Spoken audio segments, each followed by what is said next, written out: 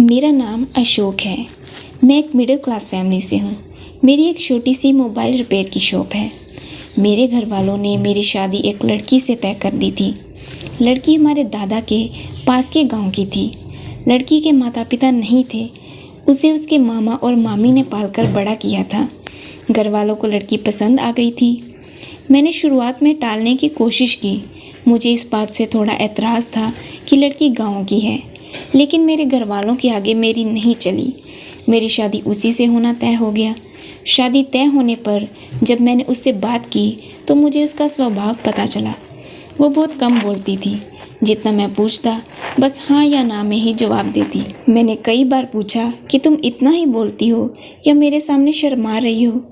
फिर उसकी तरफ से वही चुप्पी होती।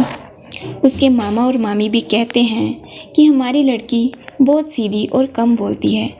मुझे भी उसकी यह बात धीरे धीरे पसंद आने लगी। हमारी शादी करवा दी गई। शादी अच्छे से हो गई थी। शादी के बाद सुहाग रात का समय आ गया। मैं अब अपने जीवन की एक नई शुरुआत करने जा रहा था, जिसके लिए मेरे मन में कई विचार थे। इतने दिनों तक बात करने पर मैं उसका स्वभाव समझ गया था, इसलिए मैं जानता था कि मुझे क्या करना है। मैंने उससे पहले बातें की। वो अभी भी बस मेरी बातों का हाँ और ना में ही जवाब दे रही थी। काफ़ी समय से मैं उससे बात कर रहा था। मैंने उससे पूछा मैं उसे पसंद हूँ, बस वो हाँ कहती। थोड़ी घबराई हुई लग रही थी। थोड़ी देर बाद उसे पसीना आने लगा। मैंने कहा क्या हुआ, तुम ठीक तो हो? वो बोली कुछ नहीं, थोड़ी घबराहट हो रही है। मैंने उसे कहा कि तुम आराम करो, बहुत थक गई होगी। शादी की दौड़ भाग में ठीक से नींद पूरी नहीं हो पाती है, इस कारण थकावट से ऐसा हो रहा होगा। मैंने सोचा। मैंने उसे यह कहकर कमरे की बत्ती बुझा दी और मैं भी बिस्तर पर लेट गया। मैंने उसका हाथ पकड़ा। वो घबराहट के मारे कांपने लगी थी और पसीना तेज़ हो गया था। वो उठकर बिस्तर पर बैठ गई। मैंने कमरे की बत्ती ऑन की। उसकी हालत ख़राब थी। मैंने पूछा क्या हुआ, कुछ दवाई लेकर आना है? उसके इस तरह के बर्ताव करने पर मैं भी थोड़ा डर गया था।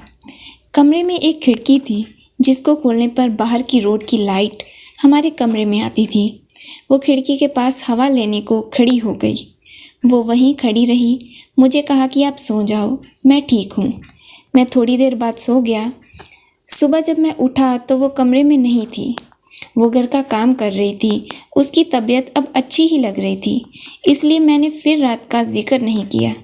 अगली रात फिर मैं कमरे में गया तो उसने पहले ही खिड़की को खोल रखा था। मैंने उससे पूछा अब ठीक हो? उसने सिर्फ सर हिलाकर जवाब दिया।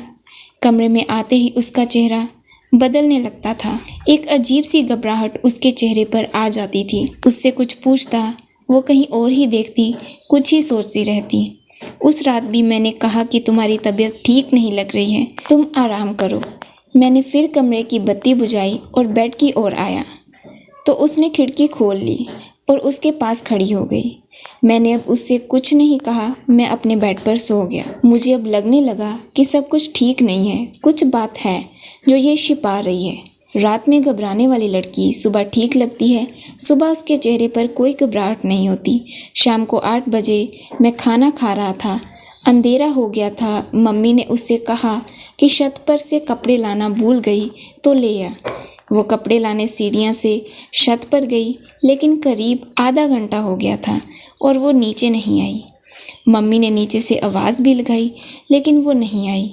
मेरे खाने के बाद मम्मी ने मुझे कहा कि जा तू देख कर आ। मैं सीढ़ियाँ पर गया तो वो सीढ़ियाँ पर ही बैठी थी और उसके चेहरे पर वही घबराहट। मैंने सीढ़ियों की लाइट ऑन की।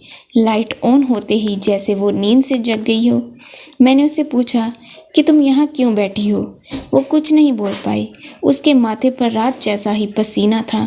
वो वहाँ से चली गई। अब मैं समझ गया था कि बात क्या है, लेकिन उसकी वजह मुझे नहीं मालूम थी। उस रात मैं कमरे में गया और जाते ही मैंने सबसे पहले अपने कमरे की खिड़की को बंद किया। वो वहीं कमरे में थी, रोज़ की तरह घबराई सी, पर आज मैंने कुछ और ही सोच रखा था। थोड़ी देर बाद मैंने कमरे की बत्ती बंद की और मैं बत्ती बंद करके उसके पास गया। मैंने जैसे ही उसे हाथ लगाया, वो थोड़ा कांप रही थी। रोज़ की तरह पसीना छूटने लगा। अब मैंने उसका हाथ और ज़ोर से पकड़ा। लेकिन उसका कांपना और पसीना बहना चलता रहा। तब मैंने उसे कहा कि क्या हुआ, तुम ठीक हो? वो अचानक बोली, मेरी तबीयत बिगड़ रही है। पानी। मैंने बत्ती चालू करके उसे पानी दिया। रोज रात की यही कहानी थी। अब मैंने उससे पूछ ही लिया कि मैं जानता हूँ कि कुछ बात है जो तुम मुझसे छिपा रही हो, लेकिन क्या बात है मुझे बताओ। मुझे पता है, लेकिन मैं तुम्हारे मुंह से सुनना चाहता हूँ और उसकी वजह जानना चाहता हूँ। वो पहले ही कम बोलती थी, ऊपर से डरी हुई थी, तो वैसे ही उसकी आवाज़ नहीं निकलती थी। मैंने उससे प्यार से पूछा, क्या कुछ हुआ है? कुछ ऐसी बात है जो बता नहीं सकती? वो चुप रही। मैंने गुस्से में कहा कि ठीक है, कल तुम्हारे मामा से बात करता हूँ। मामा का नाम लेते ही वो घबरा गई और बोली, नहीं, मामा जी से मत पूछना। तब उसने बचपन की एक ऐसी घटना के बारे में बताया जो इन सब बातों की जड़ थी। उसने कहा कि मैं मेरे मामा के यहाँ पली बड़ी हूँ। मेरा भाई और हम एक दिन बचपन में खेल रहे थे और खेलते वक्त मैं हमारे घर के कबर्ड में छिप गई। मेरे भाई और मामी को यह पता नहीं था। उसी समय जब भाई बाहर दौड़ा मुझे ढूंढने के लिए, तो वो गिर गया। मामी उसे लेकर पास के अस्पताल गई। उसका पैर टूट गया था। उसके पहले वो पैसे लेने अंदर आई तो कबर्ड का दरवाज़ा बाहर से लगा गई। मैंने तब भी कुछ नहीं कहा, मैं छिपी रही। बाहर क्या हुआ था इसका मुझे पता नहीं था। थोड़ी देर बाद जब मुझे घबराहट हुई तो मैंने बाहर आना चाहा, लेकिन दरवाज़ा बाहर से बंद था। मैंने बहुत कोशिश की, चिल्लाई, लेकिन घर में कोई नहीं था। मैं बहुत डर गई। उन्हें आने में करीब 3 घंटे लग गए। मैं उस कबर्ड में 3 घंटे बंद थी। उसके बाद उनके आने के बाद भी मैं उन्हें नहीं दिखी तो मामी मुझे ढूंढने लगी। अब मैं अंदर पसीने और घबराहट के मारे बेहाल थी। मामी को आवाज़ दी और मैं फिर ज़ोर से दरवाज़ा बजाने लगी तो मामी ने मुझे बाहर निकाला। मैं जब बाहर निकली तो कांप रही थी। मुझे लगने लगा था कि मैं उस कबर्ड से बाहर आऊँगी भी या नहीं। आज भी अंधेरा मुझे उस दिन की तरह डराता है। कबर्ड पुराना था, इसलिए कहीं कहीं से थोड़ा टूटा था, जिससे मुझे सांस लेने में कोई प्रॉब्लम नहीं हो रही थी। बाहर क्या हुआ था इसका मुझे पता नहीं था। मैं जब बाहर आई तो मुझे पता चला कि मैं इतने समय तक अंदर क्यों बंद थी। उस दिन से मुझे अंधेरे से डर लगता है। मुझे पसीना और घबराहट होने लगती है। मामी ने यह बात मामा को नहीं बताई थी, नहीं तो वो मुझे और भाई दोनों को पीटते।